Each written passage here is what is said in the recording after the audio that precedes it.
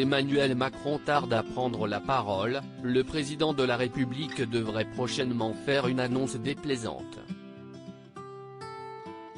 En effet, selon les informations de RTL, les restaurants, brasseries et cafés ne pourront finalement pas réouvrir à la date initialement prévue du 20 janvier prochain.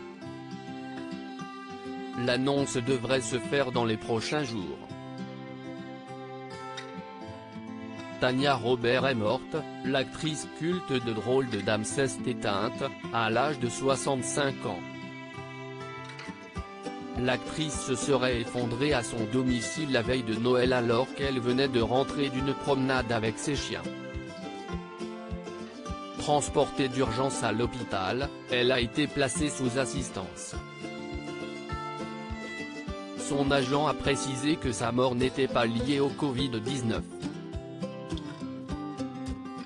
Béatrice Dalle gênée par une scène présente dans 37 degrés de le matin, alors que le film est diffusé ce lundi 4 janvier à 20h50 sur France 5, l'actrice a fait savoir dans les colonnes du Parisien que le tournage d'une scène de sexe avait été horrible.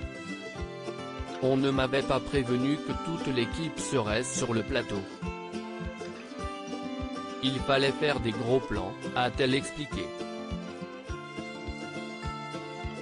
Zoé Kravitz divorcée, le 23 décembre dernier, l'actrice américaine a demandé le divorce après 18 mois de mariage, et 4 ans d'amour, avec Carl Glusman.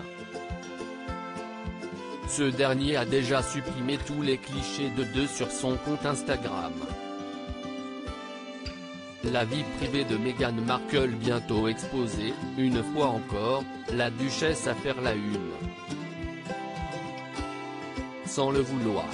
En effet, Samantha, sa demi-sœur, s'apprête à sortir un livre qui s'annonce explosif.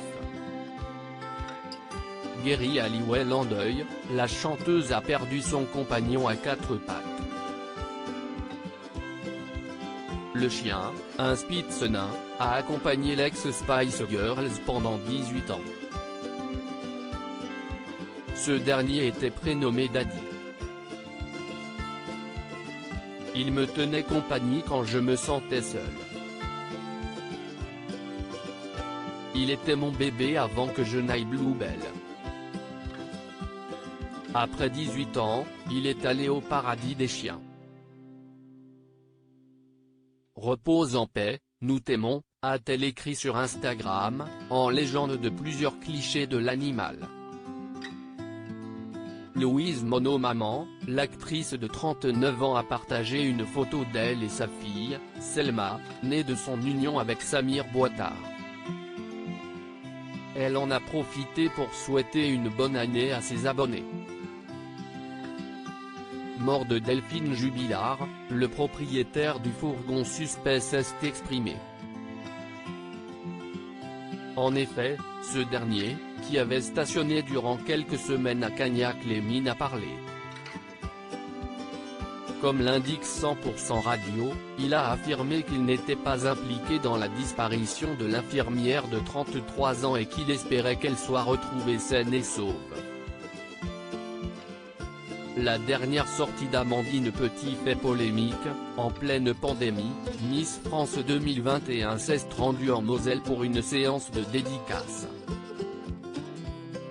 Celle-ci a été largement critiquée et le centre commercial qui a accueilli l'événement s'est défendu, expliquant que la journée avait été organisée dans le strict respect des gestes barrières et des règles sanitaires imposées par les pouvoirs publics. Paul Pogba papa, le footballeur connaît une nouvelle fois les joies de la paternité.